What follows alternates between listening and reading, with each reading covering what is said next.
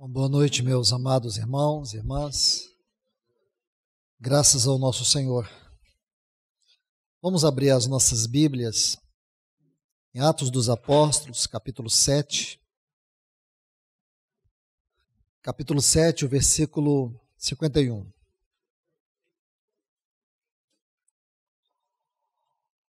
Homens de dura cerviz, incircuncisos de coração e de ouvidos, vós sempre resistis ao Espírito Santo, assim como vossos pais, também vós o fazeis. Efésios capítulo 4, versículo 30.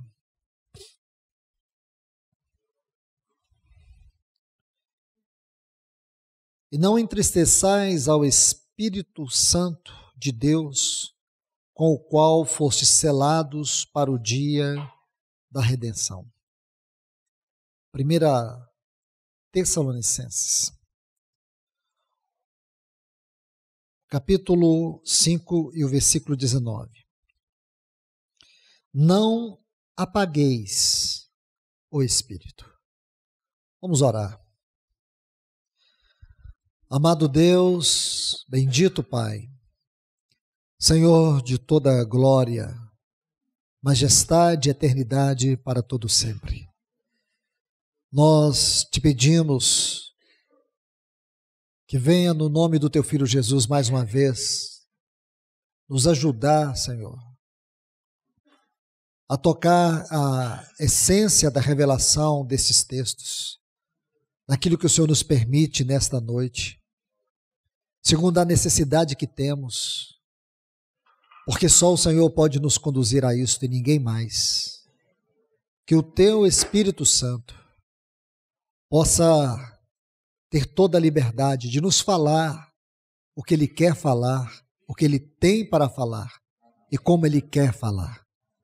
Então venha, Santo Espírito, ministre a nós. Nós rogamos no nome de Jesus. Amém. Graças ao Senhor. Bem, meus amados irmãos e irmãs, nós vamos falar sobre 3 aspectos da obra do Espírito Santo: a regeneração, a habitação e a provisão. Regeneração, habitação e provisão. Se nós pudermos aqui resumir toda a obra do Espírito Santo, essas são 3 palavras que nos ajudarão a entender. Mas o objetivo não é fazer uma exposição doutrinária acerca da obra do Espírito Santo, acerca desses 3 grandes temas. Claro que eles serão abordados, mas no sentido da advertência, no sentido da reflexão. Porque o tema que estamos estudando é justamente esse: refletindo a obra do Espírito Santo nesses últimos dias. Então precisamos entender que este é o tema. E aqui estamos dentro do assunto. E como precisamos refletir a obra do Espírito Santo na regeneração, na habitação e na provisão.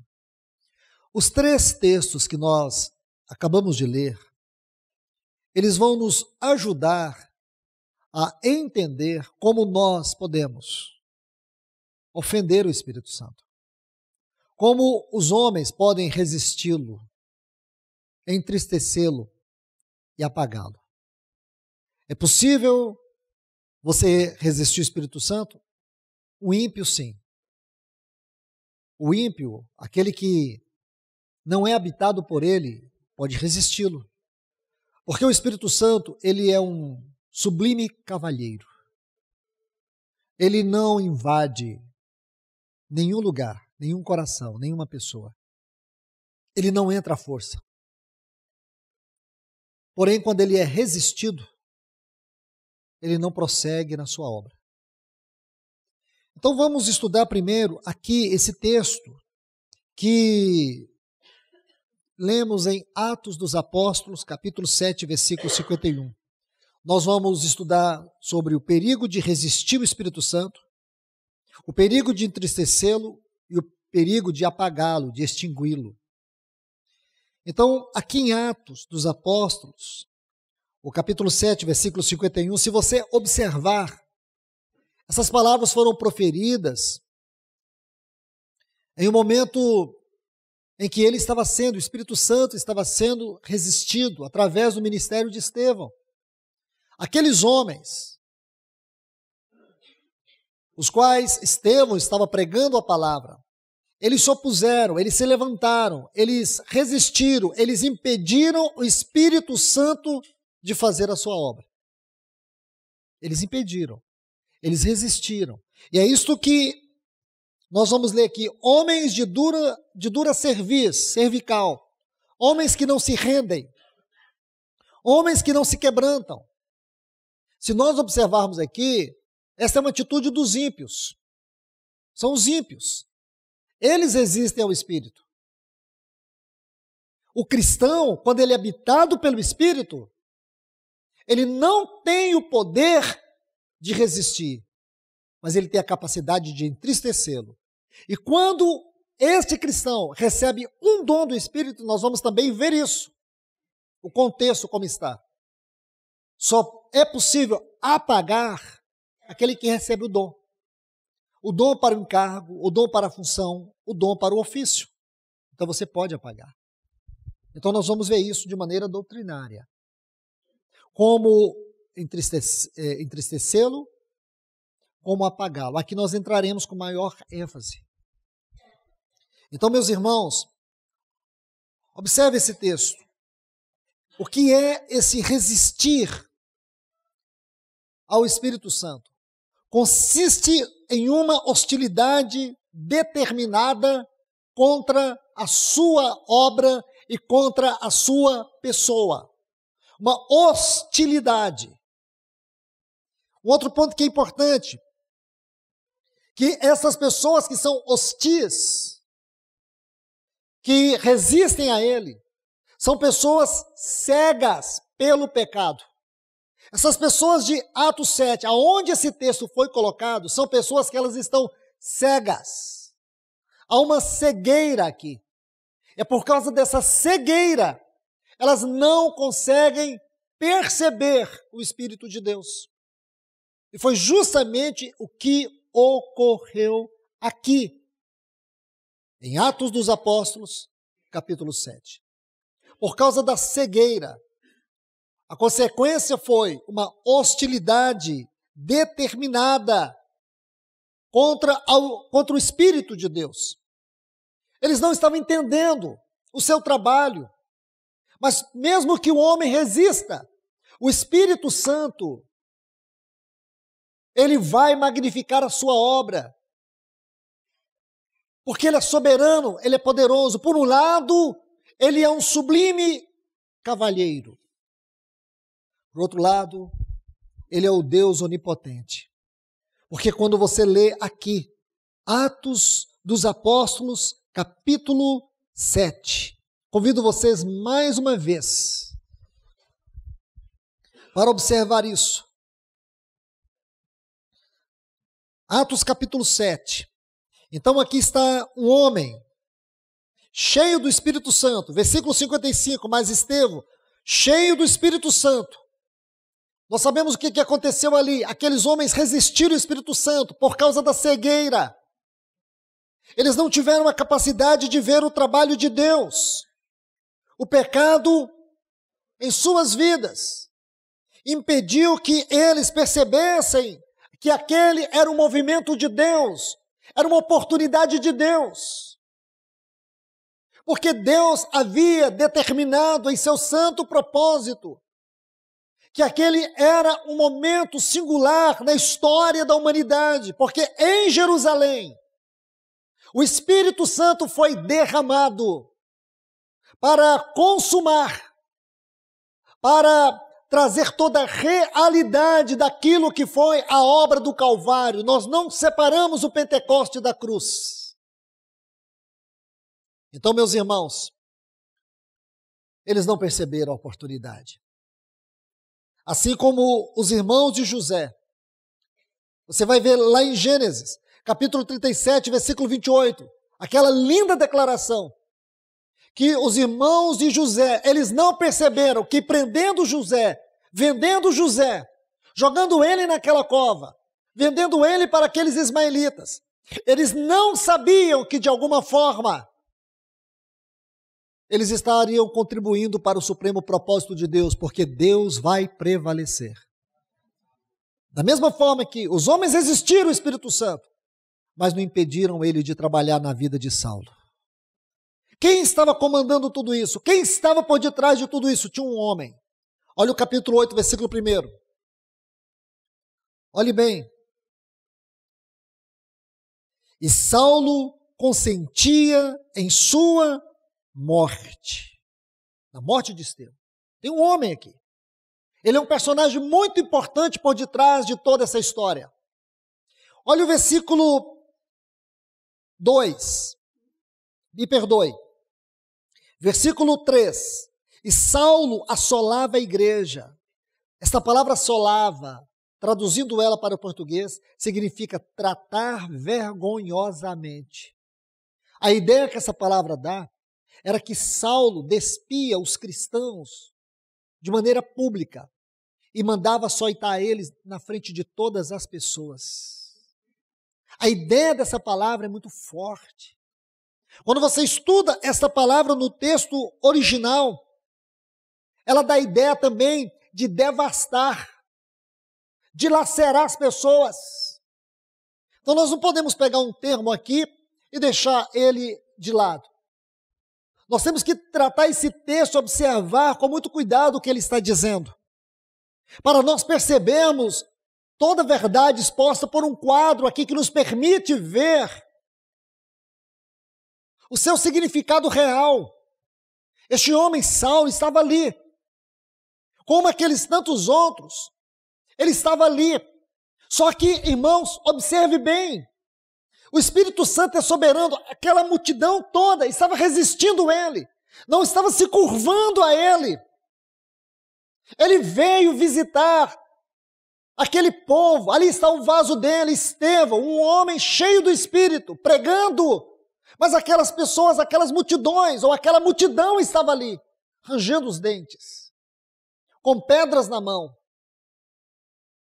Eles tentaram impedir a obra do Espírito Santo, resistiram, mataram o servo de Deus. E não parou aí. Aí nós vemos no capítulo 8, Saulo consentiu, isto é, ele deu a autorização. A palavra consentiu dá a ideia o seguinte: quando olharam para Saulo, é como se perguntasse, é para ferir ou era para matar? Então a ideia dessa palavra consentiu é como se ele dissesse, é para matar. Saulo consentiu na morte, ele autorizou a morte de Estevão. Mas não só isso. Ele começou a perseguir os cristãos ali, trazê-los manietados, jogando eles no chão, açoitando eles, despindo eles, para que a igreja se tornasse um opróbrio por causa da perseguição. Mas, irmãos, Saulo não resistiu ao Espírito de Deus. Veja no capítulo 9. E Saulo, versículo 1, respirando ainda ameaças de morte. Essa palavra respirando, a tradução dela dá o sentido de alguém que está com o sentimento de destruição. Saulo estava possuído por um sentimento de destruição. Saulo não queria apenas perseguir a igreja por perseguir. Saulo, esta palavra respirando significa que ele estava disposto a destruir, a varrer a igreja do mapa. E o final da história aqui, vocês sabem o que aconteceu com ele. Mas, irmãos, escute bem. Essa palavra aqui, respirando, destruir. É isso que ele queria. Mas ele não foi capaz. Porque o Espírito de Deus é maior. Ele sim foi destruído, ele foi aniquilado, ele foi esmagado, ele foi levado ao pó, a cerviz dele foi dobrada, ele se tornou um escravo de Cristo Jesus. Então vamos colocar apenas o ponto doutrinário deste assunto. Somente um ímpio, somente os ímpios resistem ao Espírito. Um cristão habitado por ele não pode resistir. Mas a questão é muito mais grave. A nossa situação é grave. Meus irmãos, será que a nossa grande carência é ser cheio do Espírito? Será que nós temos uma carência de ser cheio do Espírito? Será que existe alguém aqui que nasceu de novo? E quando eu falo nascer de novo, eu não estou falando de conversão psicológica. Eu não estou falando de uma pessoa que ela não tem certeza da salvação. Se você tem dúvida da salvação, você precisa nascer de novo. Se você não tem uma viva esperança no teu coração, você precisa hoje, em nome de Jesus, nascer de novo. Você tem salvação psicológica ou salvação religiosa. Mas, se você nasceu de novo, eu quero te dizer, e você precisa ter consciência disso, o Espírito de Deus, ele veio te habitar. Você é habitado por ele, você é uma habitação do Espírito Santo. Ele mora dentro de você. Ele veio fazer uma grande mudança na tua vida. Ele veio te transformar, tanto de posição como de condição. É isso que é a habitação do Espírito. Ele te convenceu do pecado, da justiça, do juízo. É Ele que está te transformando. É Ele que opera o falar de Deus por meio da sua palavra no teu coração. É o Espírito Santo. É Ele que trabalha Cristo no teu caráter. É Ele que nos usa por meio dos dons que pertencem a Ele. É Ele que produz o fruto que é dele. Esta é uma obra do Espírito Santo. Então, meus amados irmãos e irmãs, se eu e você, se nós nascemos de novo, então nós temos que ter a convicção que o Espírito de Deus habita em nós. Nós temos o Espírito da habitação e o Espírito da filiação. Quando ele habita dentro de nós, consequentemente, inevitavelmente, sabe o que é gerado em nós? O Espírito da filiação, o Espírito que testemunha com o nosso Espírito que nós somos filhos de Deus. Isto é salvação. Isso não é religião. Isso é salvação. Isso é libertação. Esta é a obra da regeneração em nossa vida. Então ele veio habitar. Então nós temos o Espírito dentro de nós. Se o Espírito está dentro de nós, qual é a nossa responsabilidade quanto a ele? Será que nós necessitamos hoje ser cheios do Espírito? Será que nós vamos levantar um clamor e dizer, Senhor, envia teu Espírito para nós? É isso, irmãos? Não. Ele já foi enviado e ele já habita dentro de nós, de cada um de nós. O nosso problema, irmãos, não é o Espírito ser derramado, ele já foi. O nosso problema é que o Espírito Santo está entulhado. O problema aqui é que estamos entulhados. O problema é que nós temos ofendido ele. O problema é o fluir dele, é que ele não está fluindo. A questão não é o quanto tem que encher, a questão é o que tem que sair, não está saindo nada. Sabe por que não está saindo? Porque nós somos como vasos cheios de entulhos.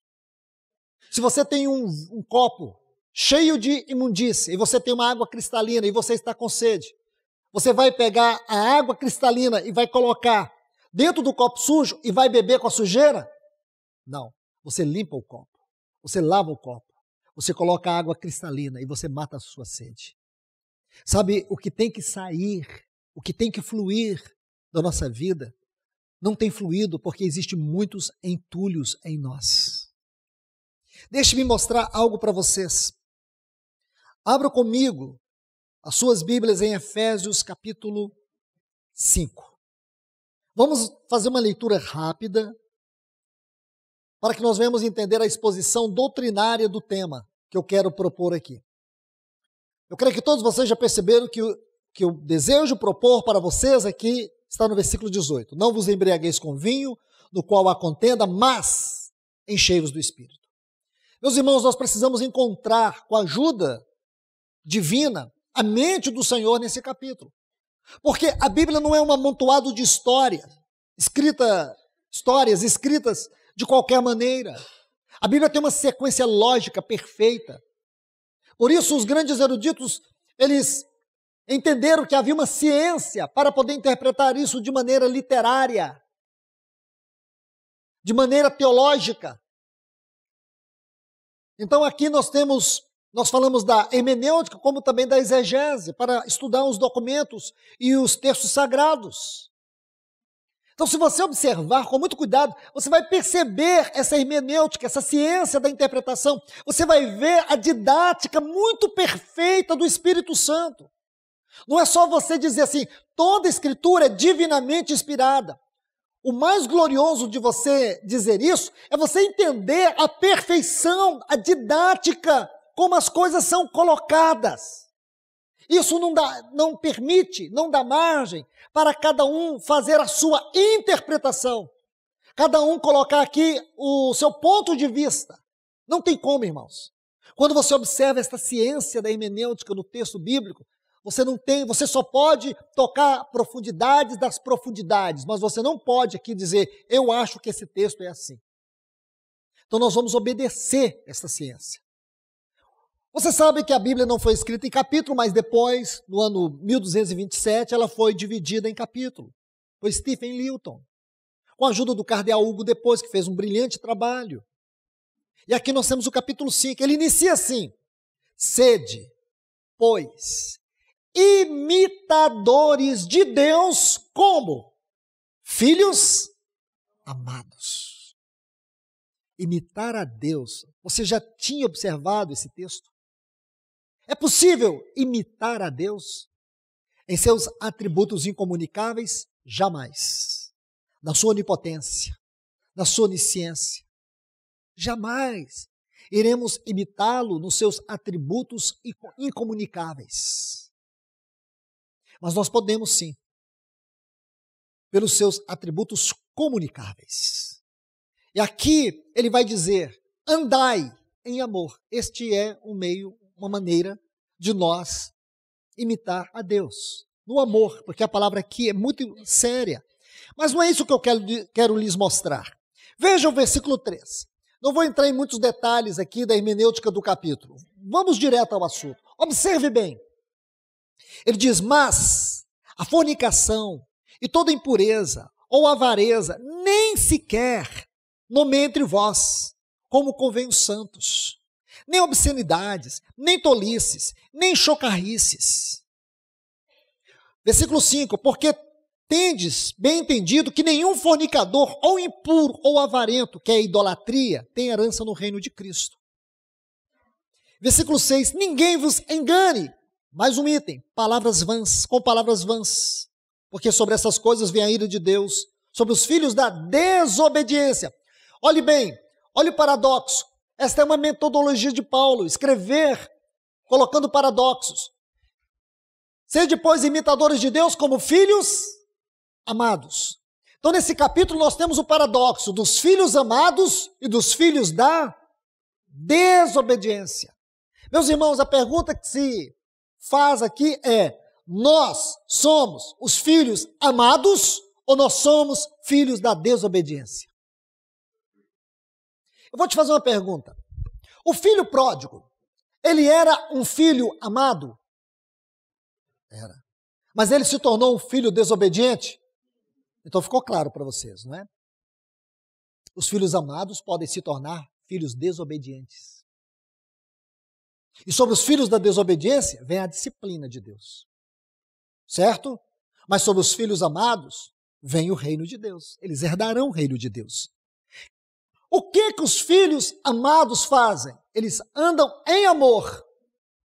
O que os filhos da desobediência fazem? Olha aqui, versículos 4, 5 e 6. Então, Está muito claro toda a didática que vocês estão olhando. Os textos são muito perfeitos. Versículo 8. Porque no outro tempo éreis trevas, agora sois luz. Quem aqui são luz? Os filhos amados. Quem são as trevas? Os filhos da desobediência, porque o paradoxo vai colocar isso bem claro para você. Se você quer viver em trevas, trevas significa ignorância espiritual. Trevas significa perder a revelação e a visão celestial. Então nós poderíamos colocar vários pontos aqui, mas vamos continuar na leitura.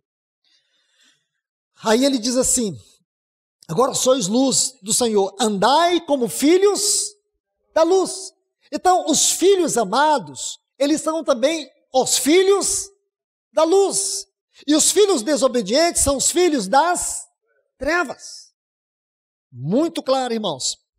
Aí diz mais assim: porque o fruto do Espírito, aí está em bondade, justiça. Quem pratica isso aqui, o fruto do Espírito? Aqueles que andam em amor, aqueles que são os filhos da luz. Ok, está muito claro. Versículo 11. E não participeis das obras infrutuosas das trevas. Quem participa das obras infrutuosas das trevas? Os filhos da desobediência, os filhos das trevas. Certo? Quem foi que saiu da casa do Pai e foi participar das obras infrutuosas das trevas, lá em Lucas 15? O filho pródigo. Mas ele não era o filho amado? Imagine, mesmo sendo o filho amado, um cristão pode participar das obras infrutuosas das trevas. Mesmo comendo, querendo comer as alfarrobas, aquela comida nojenta dos porcos, ele tinha uma mesa farta na casa do seu pai. Ele tinha um bezerro cevado que estava sendo preparado para ele. Mas aonde ele estava? Em qual banquete que ele estava? No banquete dos filhos das trevas. Mas ele era um filho que ele tinha uma sandália nova, ele tinha um anel de aliança com o pai, ele tinha uma casa farta, mas ele preferiu viver debaixo das trevas. Não foi o pai, foi ele. Não foi o pai que tirou ele de casa, foi ele que saiu de casa. O filho pródigo, o filho amado. Estão vendo, irmãos? Mas vamos seguir. Aí diz assim, versículo 15. Portanto, vede com prudência como andais. O que significa esta palavra andais? Conduta. Conduta cristã. Comportamento cristão. Atitude cristã. Esta palavra fala de conduta, de comportamento, de atitude cristã. Aquilo que governa meus sentimentos, aquilo que governa minhas motivações, aquilo que governa as minhas emoções, tudo está incluído nessa palavra andais. Estão vendo aí? Ele diz, portanto, vede com prudência como andais, não como necios. Isto aqui nos remete para um capítulo na Bíblia, Mateus capítulo 25. Ali tinha uma totalidade de 10 virgens. Essas 10 virgens tipificam o quê? Quem? Essas 10 virgens tipificam a igreja na sua totalidade. O que significa que na igreja, em sua totalidade, segundo Mateus capítulo 25, nós temos os cristãos prudentes e temos os cristãos nécios.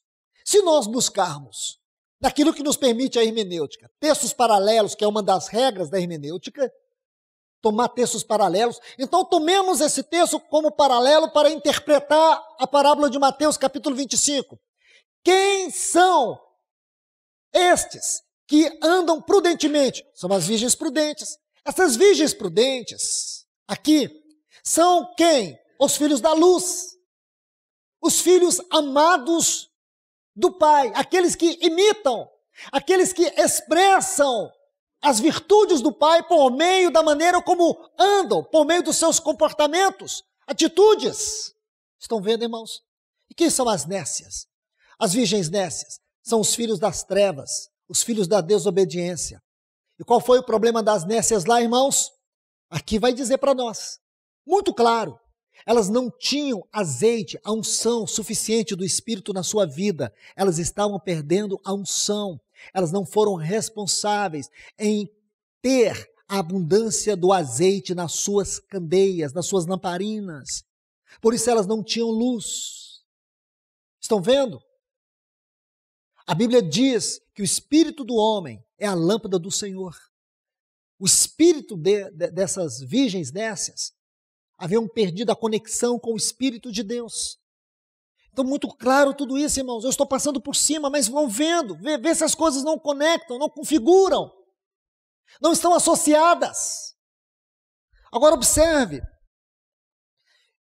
ele diz assim, aproveitando bem o tempo, versículo 16, porque os dias são maus, aproveite o tempo, porque os dias são maus. Nós podemos dizer o seguinte, esse versículo 16, ele tem como contexto tudo que nós lemos aqui no capítulo 5 de Efésios. Porém, o versículo 15 é um versículo muito rico. Esse versículo 15 aqui de Efésios 5, nós teremos que estudar a parábola das 10 virgens toda, para nós entendê-lo.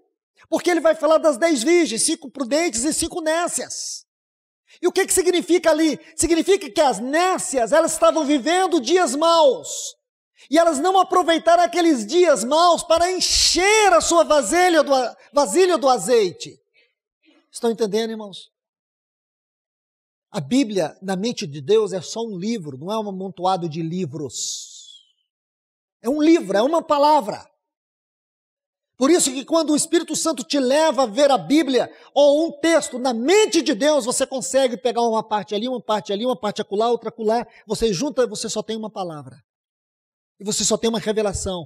E elas se conectam perfeitamente, de maneira harmônica. E o que você chama isso? Revelação da palavra. O que é revelação da palavra? É uma partícula da mente de Deus dada a nós. É isso que o Senhor está fazendo aqui, irmãos. Ele está nos dando uma partícula da sua mente. E essa partícula, irmãos, é uma partícula afiada, inflamada, cortante e penetrante. Então observe bem, dias são maus, aqueles dias maus, elas não encheram suas candeias. E deixa eu te perguntar, Mateus capítulo 25, é um capítulo profético ou não? Claro, é um capítulo profético. Porque você vai ver que ao final desse capítulo, nós temos a vinda do noivo. E ele vai tomar aquelas virgens prudentes para o seu prazer, para o seu gozo. E as virgens nécias, quando elas foram buscar azeite, foram encher suas lâmpadas, a porta fechou. Com certeza, Mateus não vai dizer, mas está claro ali, está implícito. Elas não conseguiram encher suas lâmpadas, porque elas perderam o tempo. Os dias são maus, é os dias que nós estamos vivendo. Nós podemos pegar esse versículo 16 e colocar ele dentro de Mateus capítulo 25 e entender, irmãos, que são os dias que nós estamos vivendo, dias maus. Então o Espírito Santo está dizendo, vede como você está andando. Você está andando como virgens prudentes ou virgens nécias? Como filhos amados ou como filhos da desobediência? Como filhos da luz ou como filhos das trevas? Como você está andando? Responda para Deus. Tenha coragem de ir aos pés do Senhor e dizer, Senhor, o meu caminhar tem sido um caminhar de trevas. Eu sou um filho amado. Eu tenho sido resgatado pelo teu grandioso amor. Porém, Senhor, como aquele filho pródigo, eu tenho desprezado a tua herança. Eu tenho desprezado a riqueza e a abundância da tua casa, da tua mesa, das insondáveis riquezas de Cristo, do fruto do teu Espírito. Eu tenho vivido uma vida centrada em mim mesmo, para o meu deleite, para o meu prazer. Eu não tenho entendido a que horas eu estou da noite, eu estou perdido no tempo, porque eu tenho vivido a minha e não a tua vontade. Este é o filho pródigo. São os filhos das trevas, os filhos da desobediência. Agora, olhe bem, irmãos. Versículo 17. Portanto, não sejais insensatos. Não sejais como as virgens nécias. que desprezaram o azeite, deixaram as suas lâmpadas apagar. Como eu disse, irmãos, a lâmpada é uma figura do espírito do homem. Agora observe bem, mas compreendais bem qual é a vontade do Senhor. Que frase? Qual é a vontade de Deus? Qual é a vontade de Deus aqui, estritamente falando? Qual é a vontade de Deus neste capítulo? É que você ande como filhos da luz. É que você ande como os filhos amados. Sabe qual é a vontade de Deus? Está aqui. E não vos embriagueis com vinho, do qual há contenda, mas enchei-vos do Espírito. O que é isso aqui, irmãos?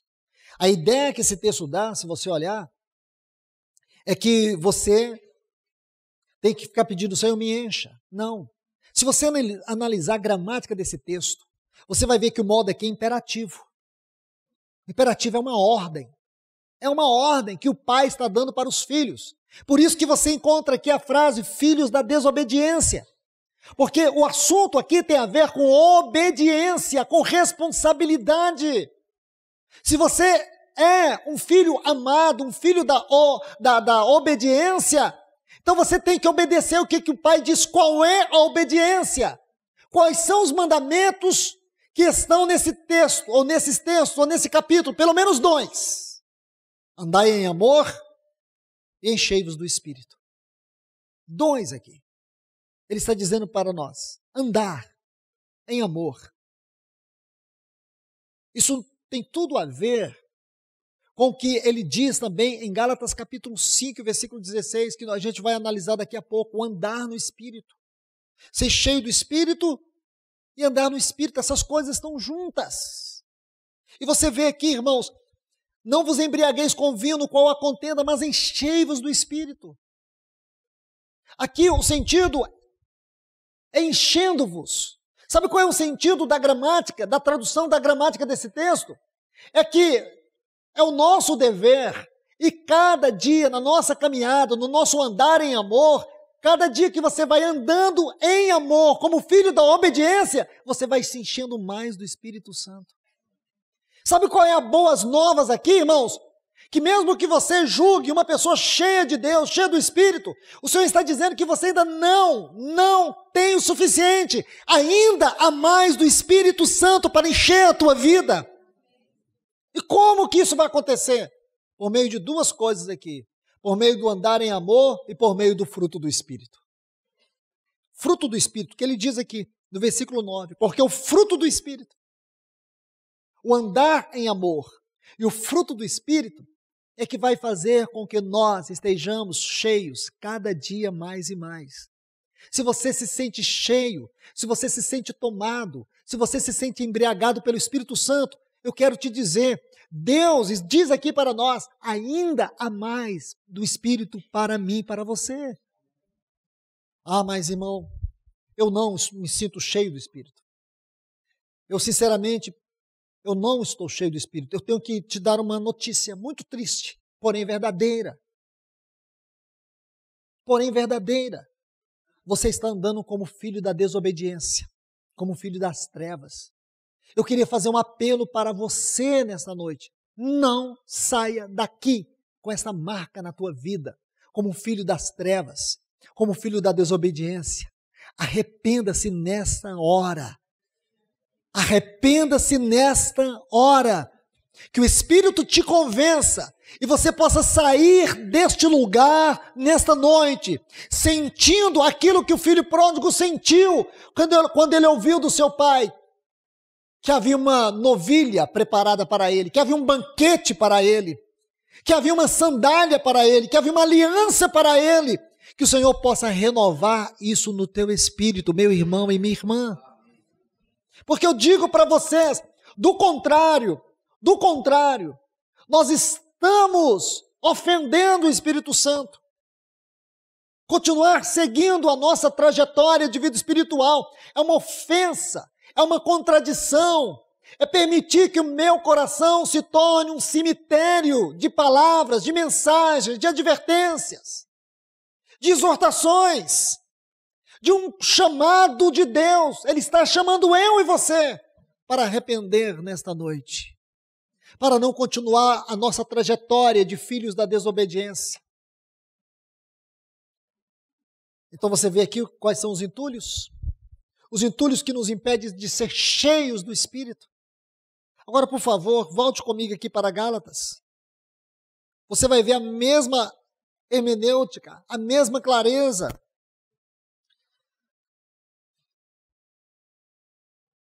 Este capítulo de Gálatas 5, ele pode ser dividido em duas partes, versículos 1 a 15 e depois versículos 16 a 26. Então, no versículo 16, na segunda seção deste capítulo 5 de Gálatas, olha o que diz o versículo 16: andai no Espírito e jamais satisfareis os desejos da carne. Se você observar, o modo do verbo aqui, andai, é o mesmo de Efésios 5,18, enchei-vos. É imperativo, é uma ordem. Andai no Espírito e jamais. Esse é o paradoxo. Espírito e carne. Se você pegar os versículos 16 a 26, você vai ver que aqui também Paulo coloca o paradoxo. Vida no Espírito, vida na carne. Isso está muito claro aqui, andai no Espírito. Aí, irmãos, versículo 19, ele vai dizer, ora, as obras da carne são conhecidas e evidentes, adultério, fornicação, impureza, lascívia, idolatria, feitiçarias, inimizades, porfias, ciúmes, explosões de ira, discórdias, dissensões e facções, invejas, homicídios, bebedice, orgias e coisas semelhantes a essas. São muitas coisas. Sabe o que são essas coisas? Os entulhos. Os entulhos que impedem o fluir. Os entulhos. Talvez você não encontrou o nome do entulho que está impedindo o fluir do Espírito, mas está aqui, ó. Coisas semelhantes a essas. Tem nome sim, é isso aqui. Tem muita coisa, você sabe o que é. Que está impedindo o Espírito de fluir. A sua necessidade não é encher. O Espírito Santo não vai encher uma vasilha suja. E nada, mas porém, você pode buscar, porém nada. Você pode até tentar lutar, porém nada vai limpar a tua vida se não for uma confissão nessa noite, que o sangue de Cristo Jesus, você crendo, você confiando, você terá certeza que o sangue de Cristo Jesus te purificará de toda iniquidade. Mas tem que haver arrependimento, ou confissão e arrependimento. Sem isso, nós estamos perdendo tempo. Vamos continuar patinando e não vamos sair do lugar. Vida estéril, vida espiritual estéril, vida infrutífera. Pessoas estagnadas na fé. Sabe o que é isso, irmãos? Pessoas que estão perdendo a fome de Deus, a fome da comunhão, a fome da palavra, a fome da oração, a fome pelo serviço adequado ao Senhor. Em contrapartida, seu tempo está sendo tomado.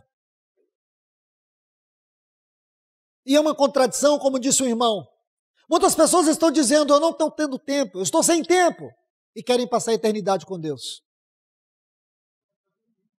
Não é uma contradição? Não tenho tempo, irmãos. Eu não tenho reunido porque não tenho tempo. Não tenho tempo para ler a Bíblia. Estou lendo pouca coisa. Não importa se você lê um capítulo, se você lê um livro. Importa é o quanto você lê e ganha de vida. É o quanto você cultiva na oração, na sua comunhão com Deus, na sua comunhão com os irmãos, diante de Deus. E você diz, não tem tempo? E você está caminhando para qual eternidade?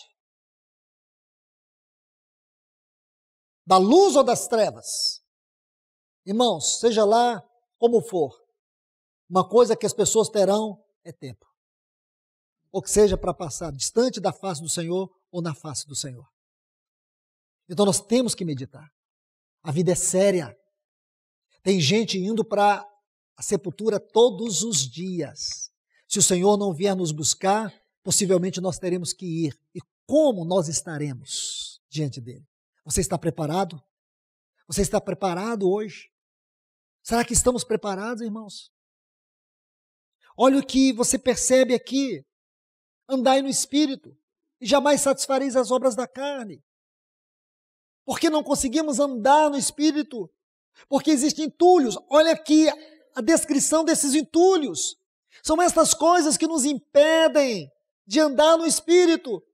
As mesmas coisas você vai ver descrita em Efésios capítulo 5, o que impede você e eu de termos uma vida cheia do Espírito, esses entulhos. Oh, meus irmãos e irmãs, que o Espírito de Deus nos ajude nessa noite a tirar todos esses entulhos da nossa vida. Que Ele encontre um espaço limpo, aonde Ele possa fluir. Nós não estamos tendo necessidade de que algo desça, nós estamos tendo necessidade de que algo flua da nossa vida. Ele habita dentro de você. O Espírito Santo habita dentro de você. Aquelas virgens nércias, elas tinham a candeia, elas tinham o azeite. Porém, irmãos, o azeite estava acabando e a luz estava apagando e elas não estavam se importando. E o tempo estava passando. O tempo está passando. E há quanto tempo você vem fazendo promessas? Você fica falando consigo mesmo, consigo mesma. Eu preciso mudar, eu tenho que mudar, não posso perder tempo. E Satanás está te enrolando, está te emaranhando. Você está com a vida toda emaranhada, toda enrolada. Saia desse embaraço. Tenha coragem, tenha ousadia. Clame ao Senhor, levanta-te, Senhor, e dissipa da minha vida todos esses embaraços. Levanta-te, Senhor, sobre a minha vida, vem com a espada do teu poder, peleja sobre a minha vida com a tua espada, e dissipe da minha vida todos esses entulhos no poder do nome de Jesus. Senão, irmãos, será mais um encontro perdido. Só mais um encontro perdido na sua vida. Isso é dar as costas para Deus. Isso é permitir que o cemitério se aprofunde de mais um cadáver. Não faça da tua vida um cemitério. Permita que o poder da vida em ressurreição entre aí na tua vida e o Senhor possa restituir tudo aquilo que está sendo perdido, tudo que já foi perdido, todos os depósitos perdidos, o Senhor possa restituir para a tua vida, para você. Como está lá no livro de Joel, restituir-vos-ei os anos que foram consumidos pelo gafanhoto, migrador, cortador, devorador e destruidor, que o Senhor venha restituir tudo que foi perdido na nossa vida. Todas as palavras de Deus que estão mortas dentro de nós, todas as verdades de Deus que nós temos dado às costas, todas as mensagens proféticas de Deus que nós não respondemos, que o Senhor venha restituir na tua vida nesta noite. Do contrário, irmãos, mais um encontro perdido. Mais um encontro perdido. Mas sabe, irmãos, que serão essas coisas perdidas, que um dia nós teremos que comparecer diante do tribunal de Cristo e as nossas obras serão julgadas. Porque a Bíblia diz, irmãos, que as nossas obras nos acompanharão. Que o Senhor nos ajude, irmãos. Que o Senhor nos ajude. Deixe-me colocar só um ponto para nós introduzirmos e amanhã concluiremos. Então, depois de abordar essa questão de resistir ao Espírito e também tratar esses dois pontos aqui como um parênteses muito longo, porém necessário, sobre ser cheio do Espírito e andar no Espírito, sobre os entulhos que impedem que nós andemos no Espírito, que sejamos cheios do Espírito. Vamos para o segundo ponto aqui, irmãos. Então, o primeiro aqui, eu quero que vocês considerem esse, resistir ao Espírito, como o primeiro. Quem resiste ao Espírito? Aqueles que são cegos. Aqueles que têm uma livre determinação de não se curvar, de não se render. Não é o seu caso, não é o meu caso, não é o nosso caso. O Espírito Santo está dentro de nós. Ele entrou, agora ele habita dentro de nós. Não houve nenhuma resistência, ele veio e nos habitou. Irmãos, já que o tema é refletindo, reflita. Imagine se lá na glória, Deus permitir que eu e você, que nós possamos ver o quanto do Espírito Santo nós impedimos de fluir na nossa vida. Imagine que o Senhor permita, eu não tenho nenhuma base para afirmar que será assim, mas que o Senhor nos mostre o quanto dos dons do Espírito não fluíram na nossa vida, porque nós permitimos continuar entulhados, impedimos o seu livre fluir. Imagine o Senhor abrir os nossos olhos e mostrar o quanto das pessoas que estiveram no nosso lado durante o tempo da nossa vida e que estão no inferno e nós não fomos um vaso adequado de Deus para mudar o rumo da vida delas. Imagine. Imagine o Senhor abrir os teus olhos, os meus olhos naquele dia e nos revelar o quanto dos seus milagres, o quanto foi retido no céu, que não pôde ser dispensado, porque nós preferimos viver uma vida entulhada de coisas que ofendem a santidade da pessoa do Espírito que habita dentro de nós. Irmãos, eu creio que não tem descrição para angústia, para tristeza, para decepção, para frustração. Eu creio que esse será o cúmulo da frustração que uma pessoa poderá experimentar. É o quanto você reteve de bênçãos celestiais na terra. O quanto você impediu o Espírito de fazer, de agir. O quanto você reteve das pessoas de receber por negligência, por manter a sua candeia seca, por manter a sua luz apagada. Imagine, irmãos, porque você não foi um filho da luz. É isso que o Senhor estava dizendo às virgens nércias. Elas tinham que manter a candeia acesa, porque agora nós temos a interpretação em Efésios 5, porque elas eram filhas da luz. Aquelas virgens eram as filhas da luz, mas elas deixaram a luz apagar. Ah, irmãos, que nós tenhamos humildade em receber a palavra do Senhor nesta noite, neste lugar. Que nós tenhamos a humildade de dizer, sona no Senhor, sona a minha vida, Senhor. Veja a medida do azeite que está aqui, Senhor. Veja o quanto da tua luz está se apagando na minha vida, Senhor. Eu não tenho percebido a profundidade das trevas nas quais eu tenho andado, porque eu estou cego. Ajuda-me. Derrama colírio nos meus olhos. Então, irmãos, deixe-me colocar um outro ponto aqui. Efésios 4:30. E não entristeçais o Espírito. Eu quero só essa frase, depois a gente prossegue. E não entristeçais o Espírito. Você percebe a linda harmonia, a linda conexão que existe com essa frase, e não entristeçais o Espírito, com a frase que está aqui na minha versão, Reina Valera, de Efésios 5:18. E não vos embriagueis com vinho. Olha essas duas frases, a semelhança entre elas. E não entristeçais o Espírito. Efésios 4:30. Efésios 5:18. E não vos embriagueis com vinho. Você vê que essas frases elas fazem uma conexão. E não entristeçais o Espírito. E não vos embriagueis com vinho. Por quê? Coincidência? Claro que não, irmãos. Não existe coincidência escriturística na palavra de Deus. Essas coisas precisam ser interpretadas, estudadas juntas. O Espírito Santo colocou isso aqui como um código, mas um código que ele nos ajuda a ver.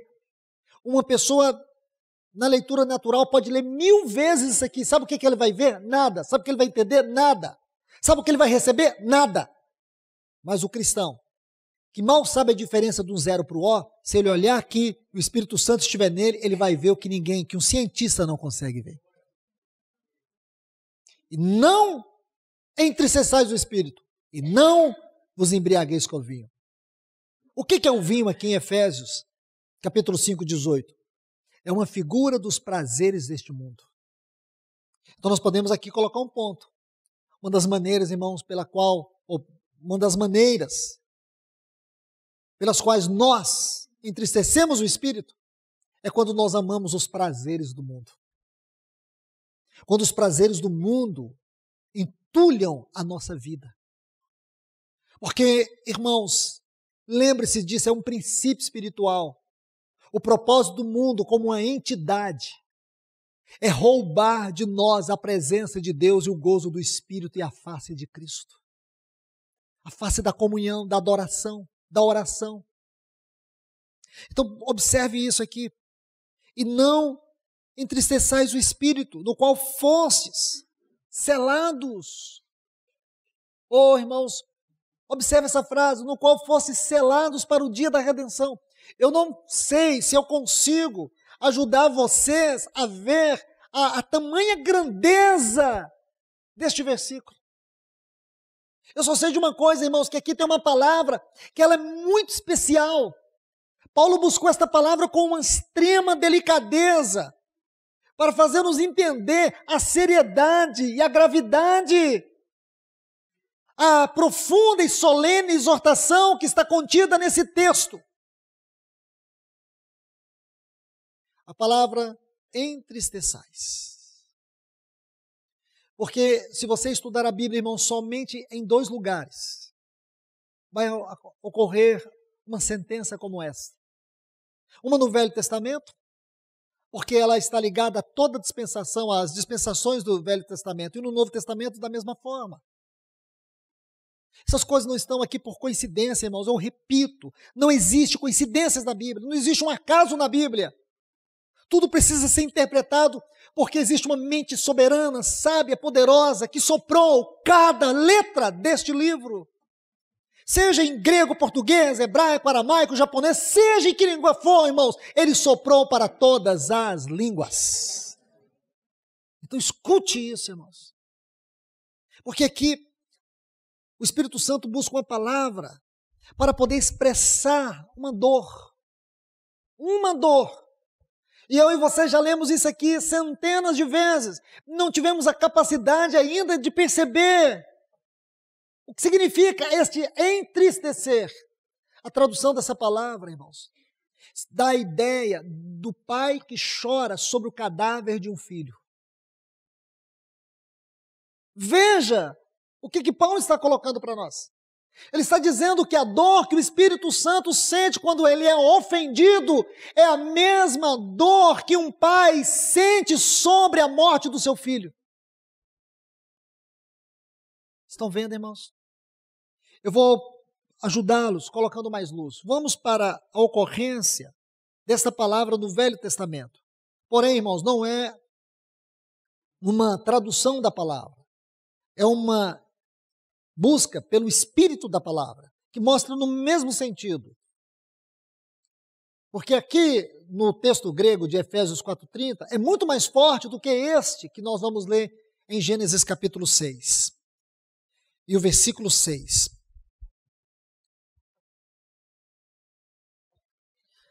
Irmãos, eu pergunto para vocês, Deus sente dor? Deus sente dor? Deus sente dor. Mas a dor que Deus sente é muito mais forte do que qualquer dor que nós possamos sentir. Olhe bem esse texto. Permita-me, irmãos, colocar isso com maior clareza. Então, eu vou ler, buscando aqui o contexto deste texto. O versículo 3 diz assim: E disse o Senhor, não contenderá meu espírito com o homem para sempre, porque certamente ele é carnal. Então, a tradução significa, o meu espírito não vai pelejar, não vai insistir com vocês, porque vocês são carnais. A vossa carnalidade impede o meu espírito de agir sobre vocês. É isso que está no texto. Agora, observe bem, versículo 6. Vamos ler o 5 e o 6. Viu o Senhor que a maldade dos homens era grande na terra e que todo desígnio, desejo, sentimento dos vossos pensamentos deles era mal continuamente. Então, se arrependeu, o arrependimento de Deus não é uma decepção qualquer. Não é porque agora Deus foi tomado de surpresa pela queda do homem e pela degradação da humanidade. O arrependimento de Deus é um sentimento de profunda tristeza em vista ao pecado do homem, a sua depravação. É um sentimento de profunda tristeza por ver aquele homem que foi criado à sua imagem e semelhança, a imagem e semelhança do seu filho, como está em Gênesis capítulo 1, versículo 27. Este homem agora está totalmente degradado. Aí diz assim: e arrependeu-se o Senhor de ter criado o homem na terra. Agora observe essa frase: e pesou-lhe em seu coração. Esta palavra pesou-lhe, a tradução dela no hebraico é sentir dor, sentir uma profunda dor.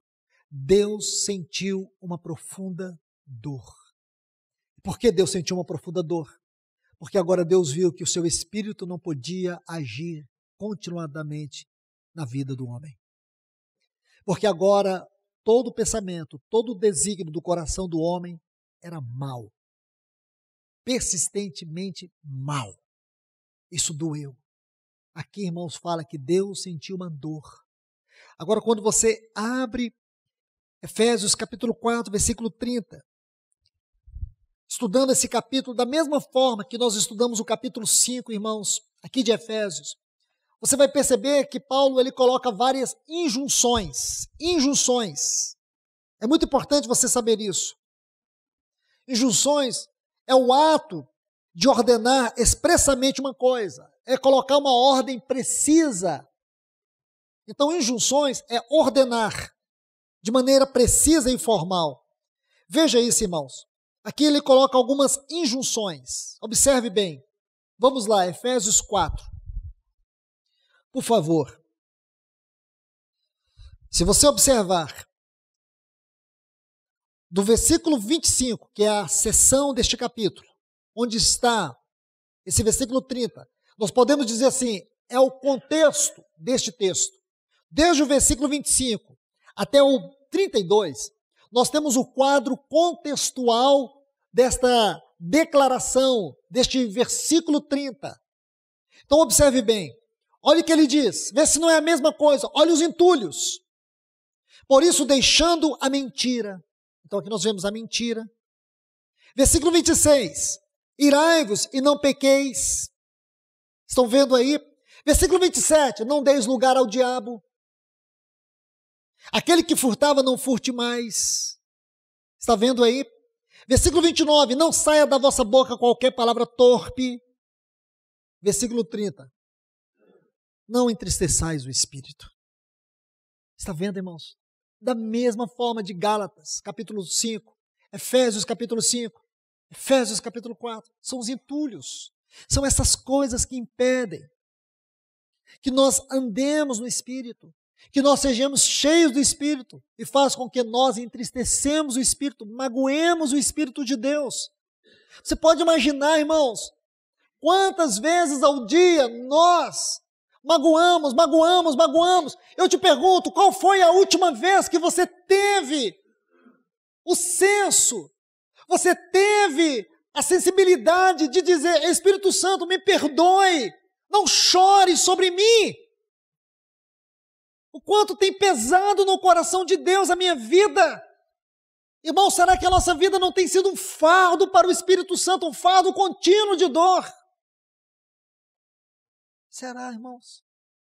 E a gente continua todos os dias, sem se importar, de magoá-lo, de feri-lo.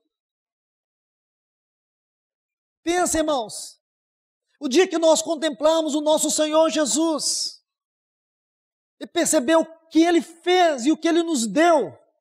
E olha o que Paulo diz, não existe nada que esmague uma consciência que percebeu a grandeza desse texto do que esta frase, no qual fostes selados. Selados. Nosso irmão Beto fez uma exposição sobre essa palavra aqui, selados. Essa palavra tem, primariamente, pelo menos 3 significados aqui. Selo de uma propriedade. Quando você compra uma propriedade, você não tem que ir lá no cartório e colocar um selo para dizer, essa propriedade é minha, eu tenho direito total sobre ela. O Espírito Santo, irmãos, nos selou. E tem um selo que diz que nós pertencemos a Deus. Nós somos um povo exclusivo de Deus. Nós não pertencemos mais ao reino das trevas. Nós fomos comprados por bom preço. E o Espírito Santo colocou o selo e dizendo, este é meu e não permito que seja colocado de novo a outro tipo de negócio.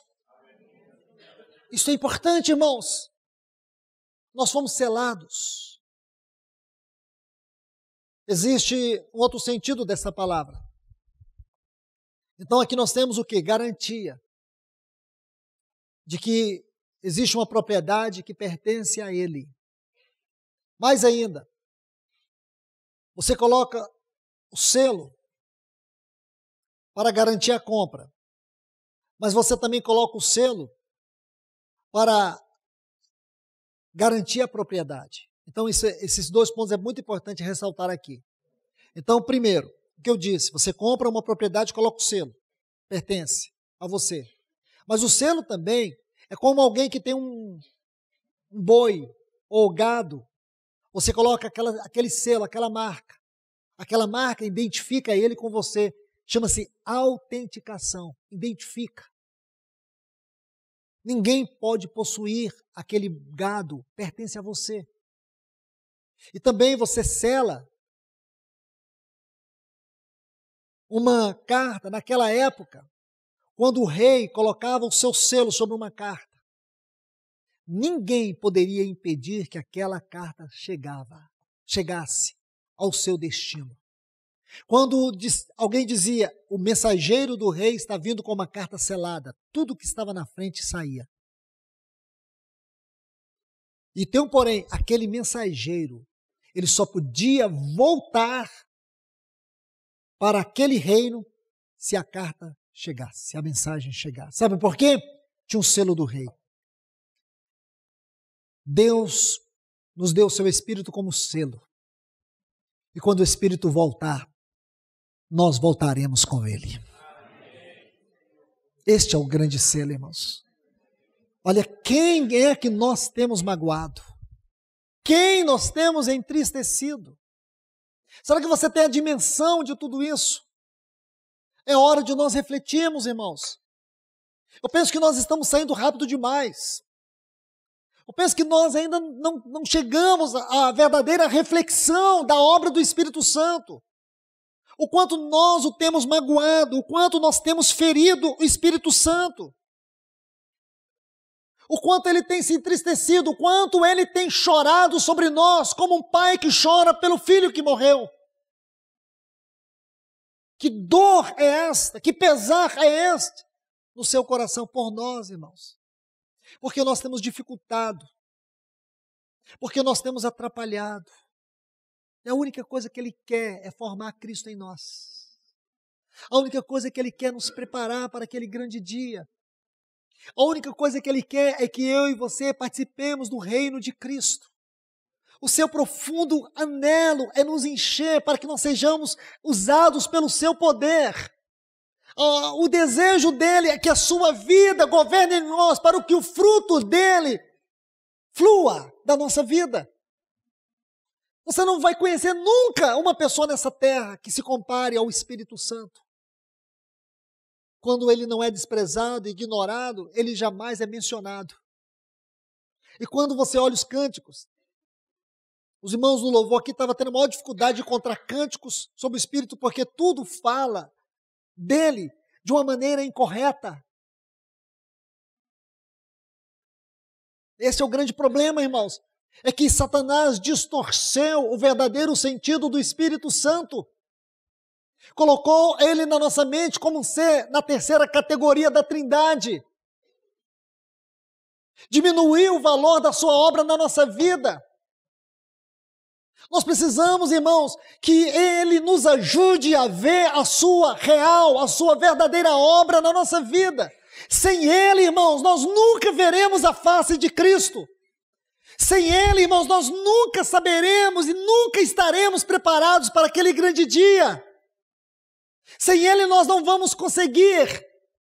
Eu e você não vamos conseguir. Quando Paulo escreve sobre o gemido do Espírito Santo em Romanos 8:26, o gemido dele é para que nós toquemos as esferas mais elevadas do nosso verdadeiro chamamento como ruiós, como filhos maduros. E nós temos deixado ele de lado. Oh, meus irmãos, que o Senhor tenha misericórdia de nós. Que o Senhor tenha misericórdia de nós. Se você olhar, irmãos, o mundo tem as suas diretrizes de moralidade. Não é verdade? Se você olhar essas injunções, é até curioso. Vou dar um exemplo aqui. Vamos observar essas injunções aqui do ponto de vista da ética, não é? Então a ética diz assim: por isso, deixando a mentira, fale a verdade, porque é uma questão de ética. Chegue a algum departamento, em algum lugar, e cite esse texto. As pessoas vão dizer, bom, mas isso aí é o normal, realmente. A mentira é uma coisa feia. E por que você não deve mentir? Ah, porque isso é feio.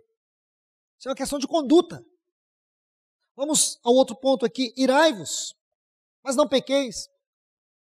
Então você vai em uma multidão como essa e diz, pessoal, não pode irar. Você precisa ter equilíbrio, controle. Porque se você irar, você pode cometer uma besteira. Entende? Se você irar no trânsito, você pode cometer um crime. Aqui não é questão de ética. Sabe por que nós não temos que mentir, nós não temos que dar lugar à ira?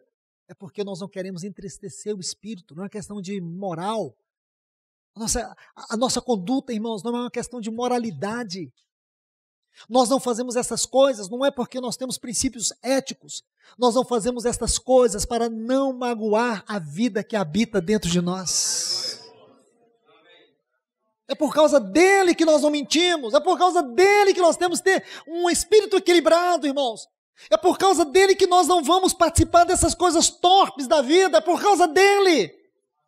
É por causa dele que eu não vou assistir filme pornográfico, é por causa dele. Entende? É por causa dele.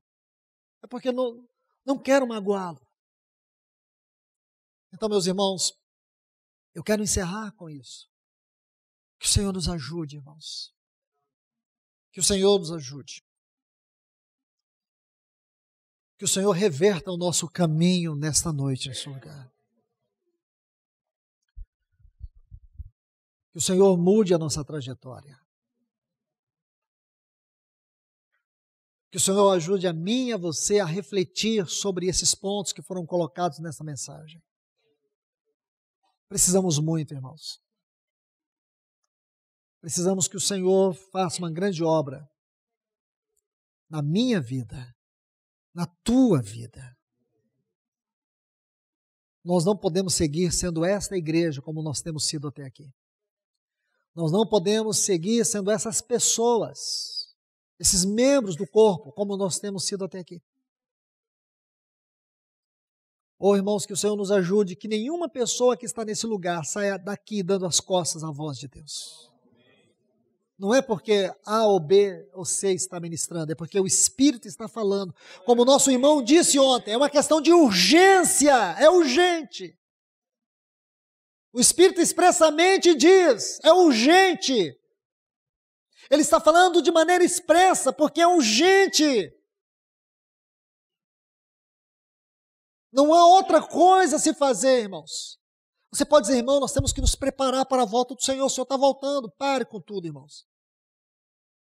Não adianta você falar em se preparar para a volta do Senhor, se você vê a igreja hoje nesse marasmo, nessa frieza, nessa indiferença, nessa apostasia. Não adianta a gente ficar olhando para os grupos, os nossos irmãos em denominações e ficar apontando os erros deles. E o nosso erro? E o nosso erro?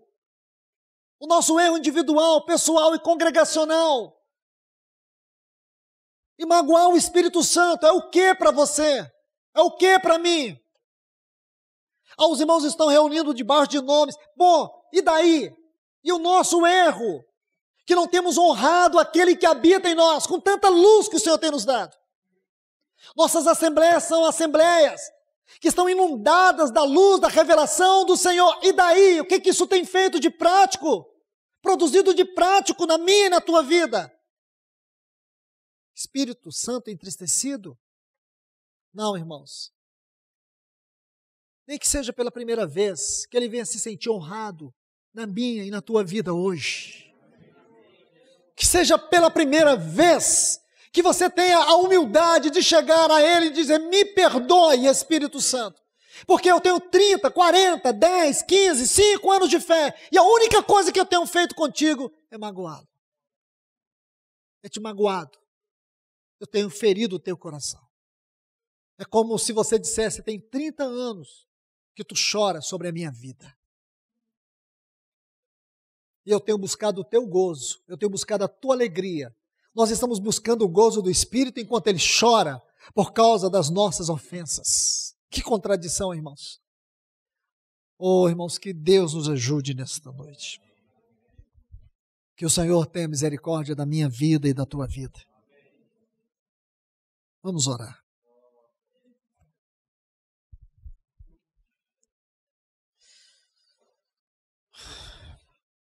Bendito o Senhor. Nós te pedimos, Senhor, nesta hora. Tem misericórdia de nós, Senhor. Só com a tua ajuda, ó querido Espírito Santo, é que nós poderemos reter esta palavra e ela em nós fará um grande milagre do arrependimento. Somente com a tua ajuda nós poderemos compreender a profundidade dos nossos erros e das nossas falhas e as consequências que temos carregado por não entender a grandeza da tua obra, a profundidade da tua obra, do teu amor persistente e perseverante. Só tu podes nos ajudar nesta hora, Senhor, porque talvez agora estamos compreendendo qual é a explicação para essa superficialidade, para essa rasura espiritual que nós temos, essas fendas que existem, porque o nosso testemunho é tão apagado. Precisamos da tua ajuda. Que nós sejamos ajudados a não te dar as costas nessa noite, neste lugar. Que nós possamos entender que tu mesmo colocasses cada pessoa sentada nesse lugar. E aí saberemos que não fomos nós que fizemos uma inscrição, foi o Senhor que nos escreveu. Foi a tua boa mão, Espírito Santo, que nos trouxe a este lugar. E face a face está nos falando agora. Desde ontem à noite, o Senhor está se derramando a nós. Ajuda-nos, perdoa-nos, Senhor. Perdoa-nos porque temos magoado o teu Espírito Santo, perdoa-nos. Ajuda-nos a arrepender nesta hora, querido Espírito Santo. Ajude-me a arrepender nesta noite, querido Espírito Santo. Ajude-me